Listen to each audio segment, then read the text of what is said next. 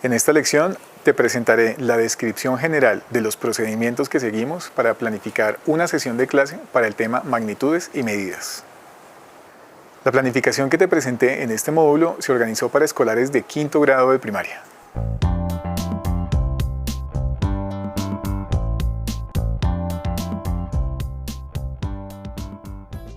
Se espera que los escolares desarrollen las siguientes habilidades del pensamiento métrico y el sentido espacial.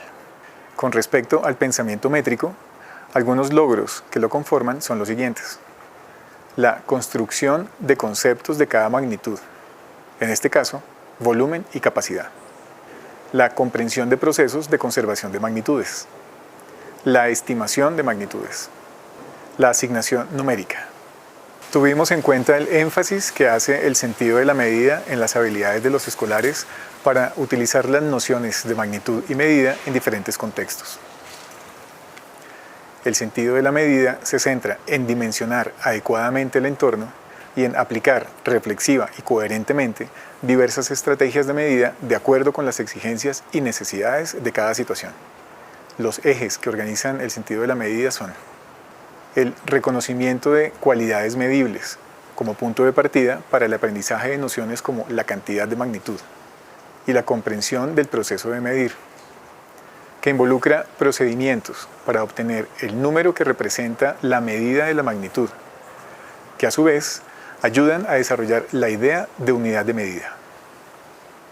Las expectativas de aprendizaje de nuestra planificación se centraron en dos magnitudes que se estudian al final de la etapa primaria, la capacidad y el volumen.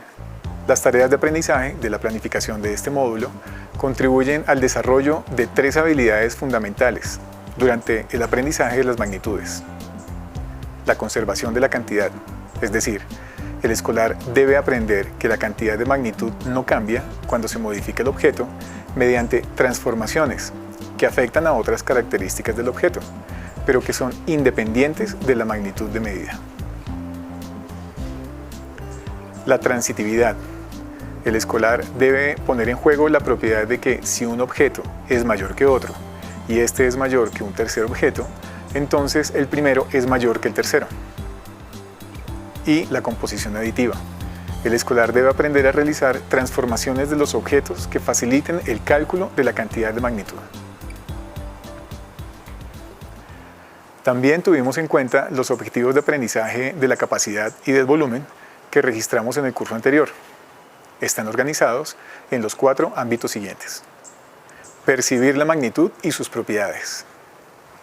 Conocer, utilizar, transformar y hacer operaciones con unidades de medida. Conocer y utilizar procedimientos de medida.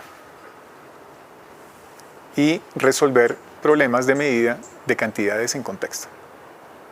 Las descripciones sobre lo que los escolares deben aprender sobre la capacidad y el volumen en términos de los ámbitos anteriores guiaron la planificación de este módulo. Para el caso de la capacidad, los escolares deben aprender que hay objetos que pueden contener a otros, es decir, servir de recipientes, y que esta cualidad es lo que identifica en ellos su capacidad. También deben aprender que hay cuerpos que no tienen la cualidad de ser recipientes.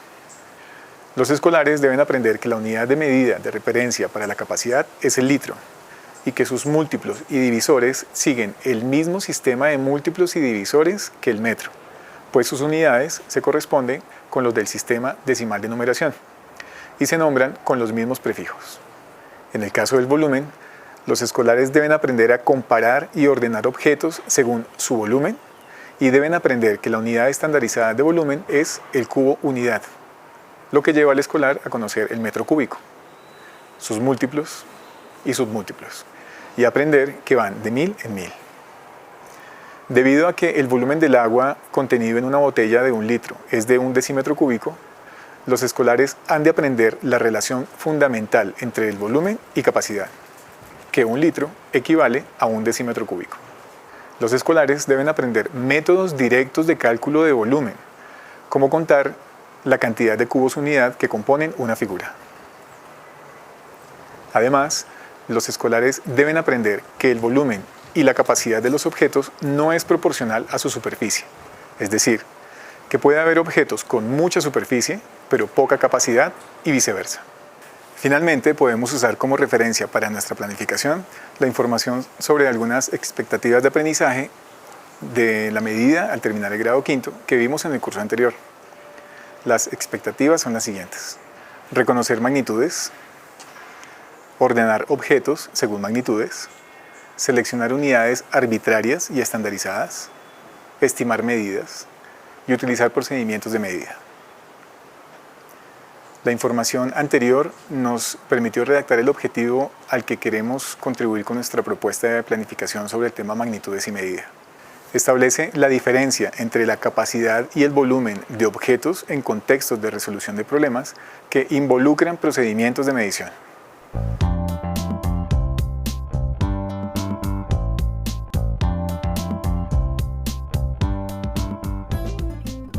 Del listado de errores presentado en el curso anterior, tomamos 3 grupos.